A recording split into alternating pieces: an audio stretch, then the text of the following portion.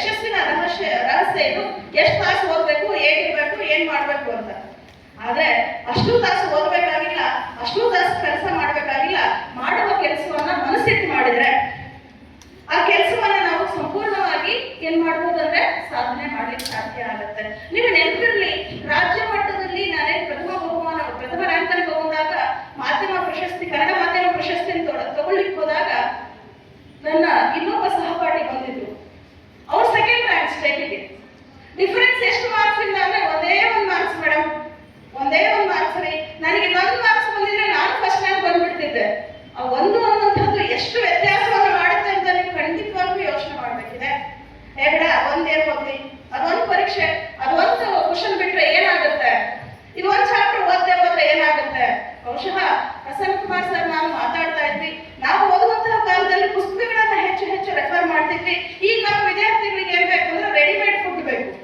ಟೀಚರ್ಸೇ ಎಲ್ಲ ನೋಟ್ಸ್ ಮಾಡಿ ಅದನ್ನ ಏನಂದ್ರೆ ಮತ್ತೆ ಜೆರಾಕ್ಸ್ ಮಾಡ್ರಿ ಅಂತಲ್ಲ, ಬರೀರಿ ಅಂತಿಲ್ಲ.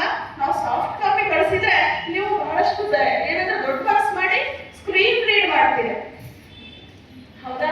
ಆದ್ರೆ ನಮಗೆ ನಮ್ಮ ಟೀಚರ್ಸ್ ಹೇಳ್ಕೊಡ್ತಾ ಇದ್ರು, ಒಂದು ಸಲ ಬರೆಯೋದು 10 ಸಲ ಓದೋದಕ್ಕೆ ಸಮ ಅಂತ. ಸೊ ಹಾಗಾಗಿ ನಾವೆಲ್ಲರೂ ಖಂಡಿತವಾಗ್ಲೂ 9,500 ಪುಸ್ತಕಗಳಿದಾವೆ ಅಂತ ಹೇಳಿದ್ರು ಸರ್ ಕಾಲೇಜಿನ ವಾರ್ಷಿಕ ವರದಿಯನ್ನು ಓದುವಾಗ. ಕಾಲೇಜಲ್ಲಿರುವಂತಹ ಗ್ರಂಥಾಲಯವನ್ನ ಸದ್ಬಳಕೆ ಮಾಡ್ಕೋಬೇಕಿದೆ.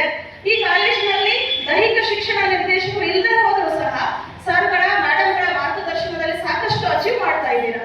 ಅದು ತುಂಬಾ ಖುಷಿ ಪಡಬಹುದಾದಂತಹ, ಖುಷಿ ಪಡಬೇಕಾದ ವಿಷಯ.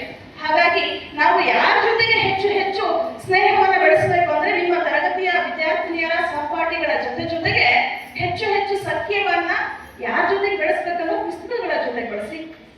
ಪುಸ್ತಕಗಳನ್ನ ಹೆಚ್ಚು ಹೆಚ್ಚು ಪ್ರೀತಿಸ್ತಿರೋ, ಅದರ ಜೊತೆಗೆ ಹೆಚ್ಚು ಹೆಚ್ಚು ಕಾಲ ಕಳೀತಿರೋ, ಅದು ಎಲ್ಲೋ ಒಂದ್ ಕಡೆಗೆ ನಮ್ಗೆ ಸಹಾಯ ಮಾಡುತ್ತೆ, ಕೈ ಹಿಡಿದು ಮೇಲೆತ್ತುತ್ತೆ. ಈಗಿರುವಂತಹ ಈ ಸದ್ಯದ ಸ್ಥಿತಿಯಿಂದ ನಮ್ಮನ್ನ